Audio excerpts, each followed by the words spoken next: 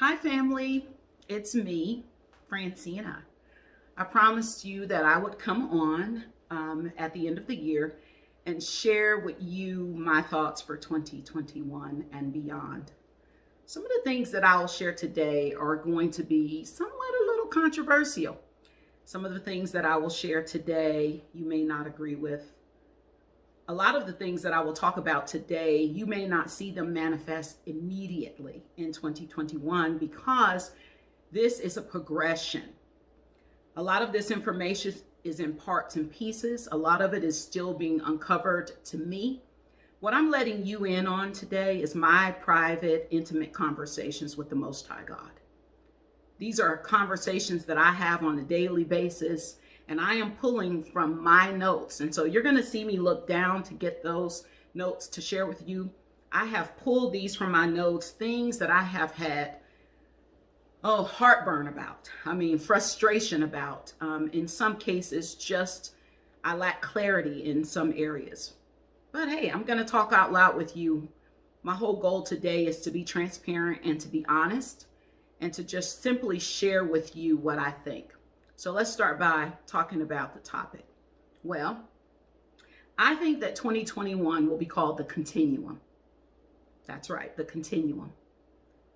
The continuum of the reset, the great divide, grace, weaponization of ignorance, stolen identities and patterns, and the certificate of vaccination identification tracking using AI. What we call COVID-19. That is what I see. So, as you're getting an opportunity to eavesdrop on my conversation, I just want to point out that I know these things are divinely given to me by the Spirit. Again, how they fit together exactly and what this puzzle is going to look like at the end is yet to be determined. And you and I have a huge role in contributing to how that all plays out. As I was preparing, I heard these two themes. They just kept popping into my spirit. And one was that which has been is what will be. And that which is done is what will be done. And there is nothing new under the sun. And I just want to point out the word Kadesh is to repair, to renew, to refresh. But this verse in Ecclesiastes 1:19 says that there is nothing that is to be repaired, to be renewed, or refreshed under the sun.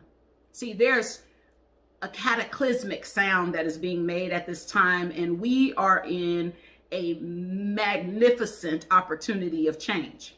And so for some people, this is a very uncomfortable place. That verse in verse 8, it says, all things are wearisome, more than one can describe. The eye is not satisfied with seeing, nor the ear content with hearing. What has been will again, and what has been done will be done again. And there is nothing new under the sun.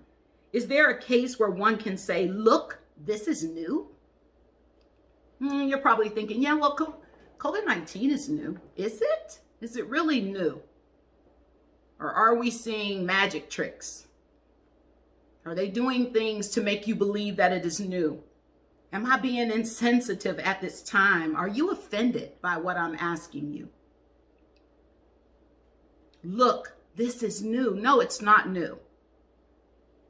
It has already existed in the ages before us. And so I'm challenging you to go on a spiritual journey, one that maybe you haven't yet gone on.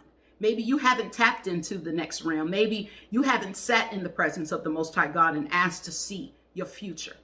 Not just your future, but the future of this world. Maybe when you read the Bible, or maybe you read the Quran, or whatever it is that you read, maybe you don't have the ability to see in the multiple dimensions. And so you think that what is occurring is new, but it's not new. It's old, and it's always existed, and it has in the ages before us. And so what is a continuum? It's a continuous sequence in which adjacent elements are not perceptibly different from one another, although the extremes are quite distinct. A coherent whole characterized as a collection, sequence, or progression of values or elements varying by minute degrees, good and bad. They stand at the opposite ends of the continuum instead of describing the two halves of a line. You see, we are in a continuum. We are in the mind of humanity. Imagine that we're in the mind of humanity and it has 1,000 rooms. And you, my friend, only live in one of those rooms. There are a number of agendas. There are a number of things that are happening across the world, and they are always happening. The only difference is you're only participating in one part of that agenda. So for us, as people of God, as children of light, as kingdom-minded citizens, we must know what we are seeing, and we cannot be distracted in this hour. The other theme that I hear is let love continue, not as a sentence, but as individual words. What does let mean? And what does love mean? And what does continue mean? These are things that I want you to keep in your mind as we talk today. Again, many of these things are in infant stages, much like this new paradigm and the world that we are entering. There is still much mystery to discover and how these gems are all going to play out. But I want you to know that there is a collective programming that is happening every single day. It's a reason why on the news every day you hear COVID-19, COVID-19, COVID-19.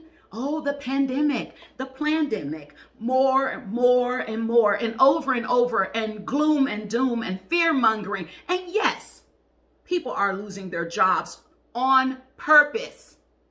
Someone's doing this on purpose. No, someone cannot control Mother Nature. No, someone cannot, but people can tinker.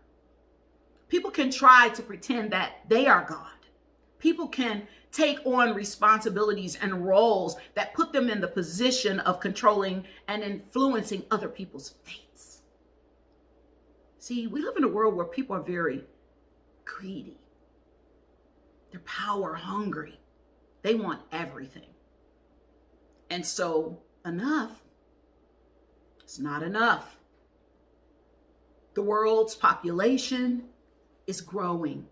And there are those that believe it's time to shorten the life so that the world is not overpopulated.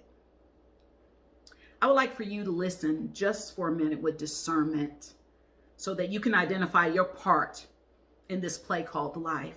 I want you to understand your role and your responsibilities to the whole. So number one, in this continuum, in this reset, in this great divide, during this period of grace, because listen to me, we are still in a period of grace. I want you to think about these themes. Economic and social reset. Putting back in place something that appears lost and establishing something new alongside it in a way that cloaks what the intent of the change was meant to accomplish. There is a reset, but nothing is new. So what is being set again? What are they establishing right underneath our noses? What is it that they are establishing in our systems that many are not aware of because we are distracted by all the noise? I'm not going to tell you, you tell me.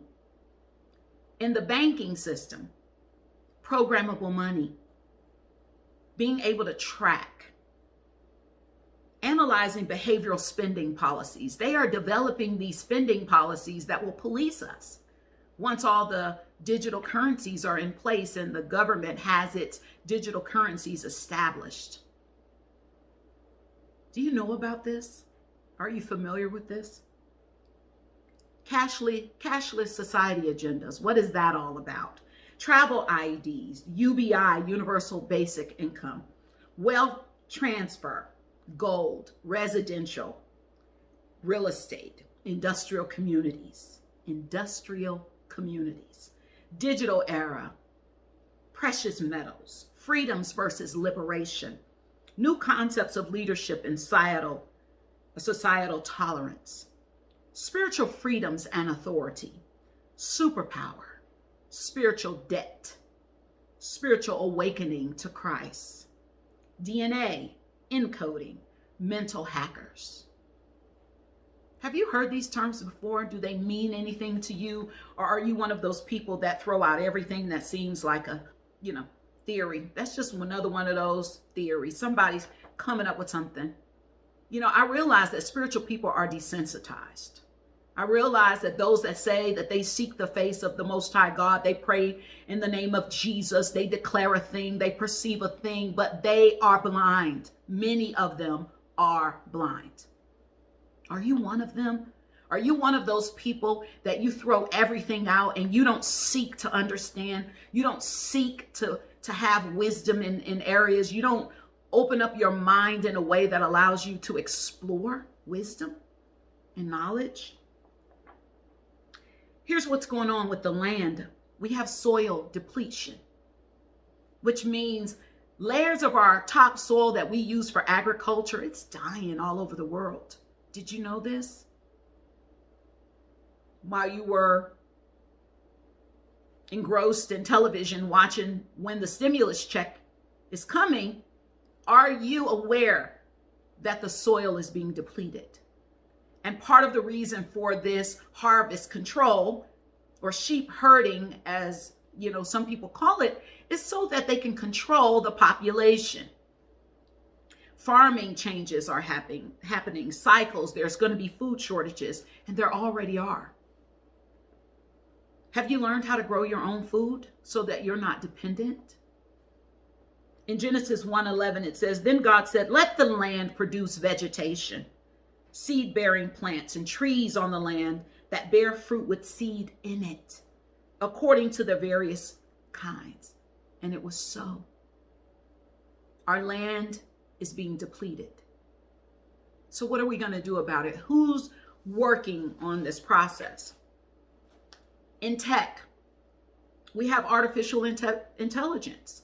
A part of this whole pandemic is Human 2.0 projects that are about 50% along the way. Devices and chips to enhance the human's abilities, because they understand the cognitive dysfunction that is going to come out of lack. They understand the cognitive pressure and the depression that will come out of there not being enough. Because most of us did not create storehouses. Most of us did not prepare. Most of us are still not going to prepare even after this message. Many of us are just going to sit and wait and hope and wish and hope that the government will come and save us. Wisdom is principle. You're responsible. Your spirituality is about you being responsible for you, and not you shoving that off onto someone else or asking someone else to own that. We have devices and chips that are being planted in animals and vehicles and self-driving cars. And I mean, this list of tech goes on and on and on. I'm just simply highlighting for you. Spiritually, love. Love is always going to be at the top of my list. And the whole purpose of me creating this video today is because I love you. Clarity is going to be needed. Abundance of food, abundance of resources. Some of that is going to be lost, and for others, it's going to be gained. Your imagination is a must during these next 5 to 10 to 20 years. I'm going to say from 2021 to 2030, there's an ADAPT project. And the government and all of these entities are working very hard to get you to adapt. And so for the next several years, you're going to need a great imagination to be able to imagine a thing, to be able to think a thing, to be able to see something beyond the pain, something beyond the suffering. And then there'll be an about face. An about face. Nothing is known. New levels of awareness and discernment to learn afresh is required. And false paradigms must be released. It's a reason the apple cart is upset.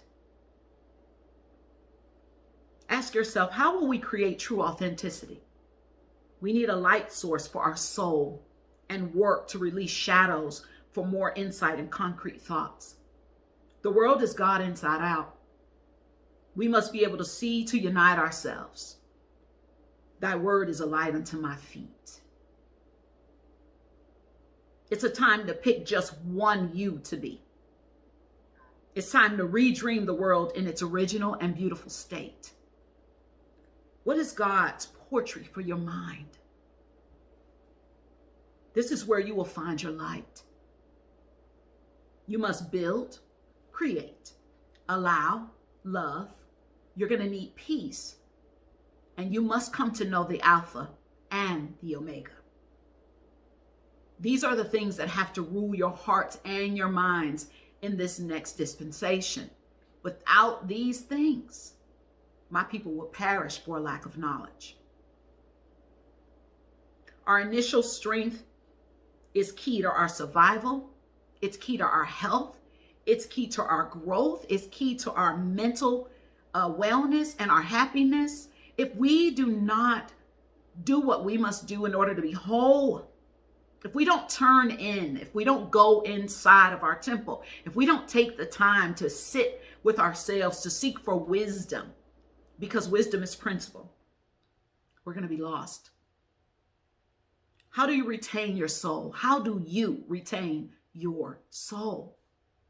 We must work to increase our supernatural strength. Meditation and prayer as a way of being, not something that we do. It's our life. It's the breath. It's the air we breathe. What should you expect to see? Unexpected changes. There are going to be so many unexpected changes, and they're going to tell you it's for your good. They're going to say, you know, we're doing all this. They're going to cause you to be snitches. Some of y'all are going to be snitching. Some of y'all are going to be telling on one another. You're going to be joining organizations, believing it's one thing and it's something else, because we lack true discernment. We lack the ability to really hear. We lack the ability to know a thing. We're still living in a false paradigm of all I got to do is believe. You need to believe, but you must know what you believe. You must know what you believe. Otherwise, you will fall for anything. There's a difference. You're going to see innovation and creativity and liberation. You're going to see sharing and overhauling of values. You must know what to know. Spiritual portals are now open. Some are ushering in good while others are decreeing and supporting evil intentions. Just like you think you call down fire from heaven, there are those that are calling for fire, but for a different reason. There will be a great divide because there will be spiritual growth and a spiritual decline. There will be those that go up higher and ascend to the next level, and there will be those that are stuck. And you may not be able to save them. And yes, they may be in your family. And yes, they may be your friend. And yes, they could be your neighbor. And some of them may even be people that you really looked up to.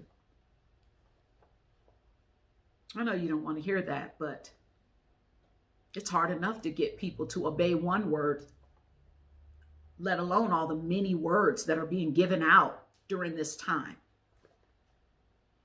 There is one world sitting on top of another, fighting for dominance and existence. Which world are you a part of? Which world do you want to participate in? What does your future even look like? Your reality is your responsibility. Know what your left hand can do and what your right hand is doing. Change of oversight. Take back your world. You take it back. Stop waiting for someone to rescue you. You take back your world. Many will rise. Time has sped up I don't know if you sense it. I don't know if you feel it. The days are flying by, the weeks, the months, the years flown by. I mean, it was quick. You can feel it in the day from the time you rise in the morning. There's this thickness in the atmosphere and things are moving swiftly. But then there are these other things that are moving like snail mail, right? Two worlds on top of each other. An old paradigm, a new way of doing things, and an old way. They're in clash and they're fighting for dominance. They're even fighting in our government. Everywhere you look, people are fighting to hold on to something old while others are fighting to bring in something new. And those in the middle are lost. What are you fighting for? What are you fighting for? Many will rise. Many will, but many will fall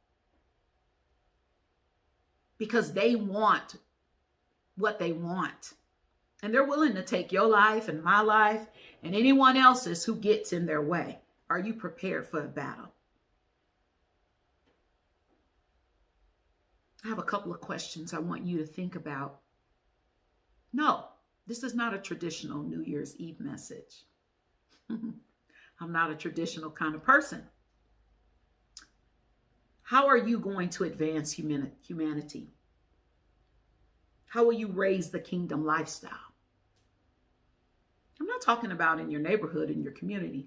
I'm talking about in your individual life. Because you know what I realized? A lot of us want to help everyone outside of us, but our individual life sucks. And I'm talking about on a massive level, right?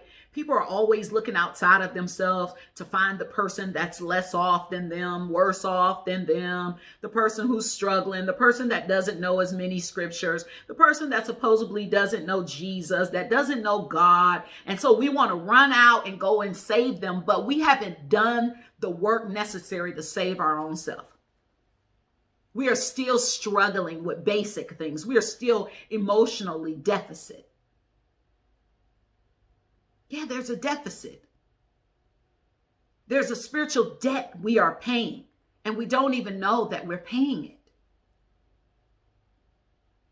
But it's easier. It's easier to look at the man on the street or the woman on the street. It's easier to look at your cousin who seems not to have it together and judge where they are versus looking at the person in the mirror and saying, you know what, I really need to get me together. I'm double-minded in some ways. In some ways, I'm in fear. In some ways, I really don't like God that often. Are you prepared to have that level of introspection in order to save yourself? Or are you always going to be looking outside of you, judging what the people in the White House do, judging what the Senate, the House, what the president, the senators do, your boss, your neighbor? Are you ever going to judge you? Are you ever going to hold you accountable for your best? See, behaviors like that are going to get you left behind. Because you may not really understand what this spiritual time is all about. It's about you perfecting you. It's about you developing you. It's about you loving you, not in a selfish way. Remember that house with 1,000 rooms? You live in one. And so you never go into the different rooms to see what things you have that you own, that you've hidden, because maybe you don't have the emotional intelligence or the emotional stamina to confront those parts of yourself. That's how humanity is. It's easy for communities to judge one another. It's easy to look upon race and all these other things and make excuses for our own negligence.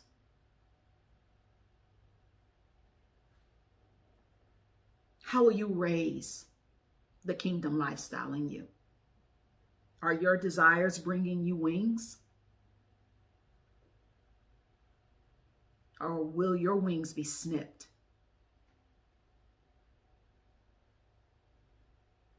Do you expect miracles That means you have to know that miracles exist and what miracles really are.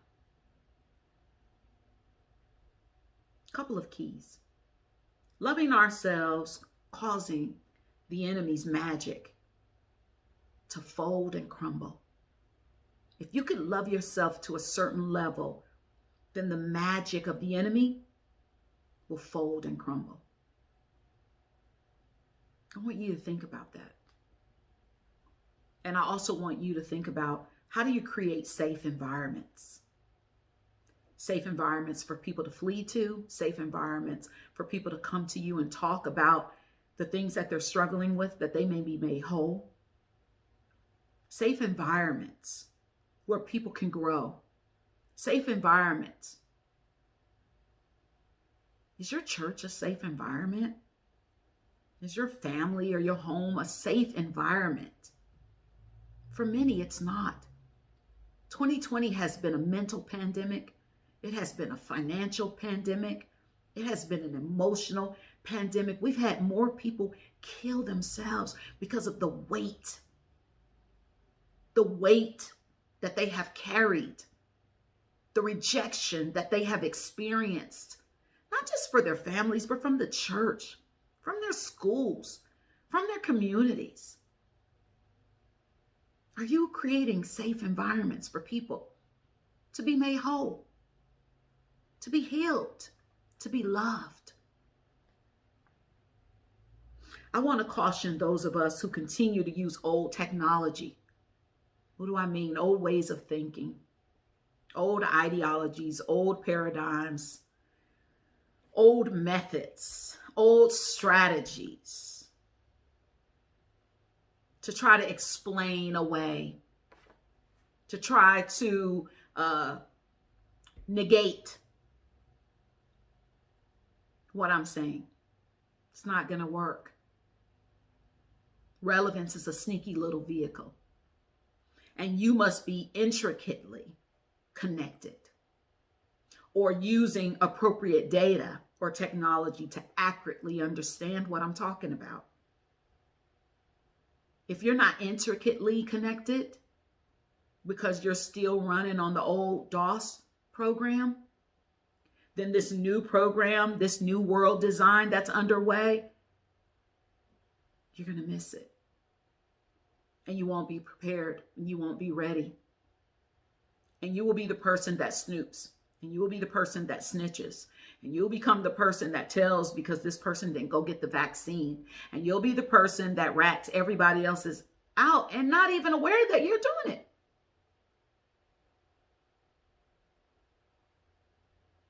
The purpose of understanding what's going on or trying to attempt to understand is not so that we can murmur and complain, but to establish the kingdom lifestyle right in the midst of it. See, I believe that there's a king's way of living. There is a mentality that we're going to have in order to survive. And they start chipping people. Are you going to be in that line because you didn't prepare? And that's your last hope. So you got to sell out your friends. Maybe we won't see it in our lifetime. We are all hoping and praying that we don't. What does it take to be self-sufficient? I want you to answer these questions while you're going into your new year. How much land, house, or money does you or your family need or have or own? Do you know how many pounds of food it takes to sustain you in a year and your family? Are you taking the vaccine? If not, what is your plan? Are you properly invested or diversified? Do you read the right materials for the day? Have you dethroned religious and pious attitudes and elevated right thinking and knowing so that you can live out God's plan? My people perish for the lack of knowledge. They lack the know. My people lack the know. And see, the gift in this season, in 2021 and beyond, is about those who know the truth. because the truth is what's going to set you free. The gift of no will keep giving to you day in and day out. But if you blindly walk around simply believing and you do not attach that belief to the gift of no, you are subject to perish. What is God asking for at this time from you? What are you prepared to sacrifice? And lastly, what do you have to share? See, nothing is new. What has died is not coming back. None of this is being renewed, repaired, or refreshed, or restored. So that means as co-creators, it's your opportunity to use your imagination to create. 2021, the continuum.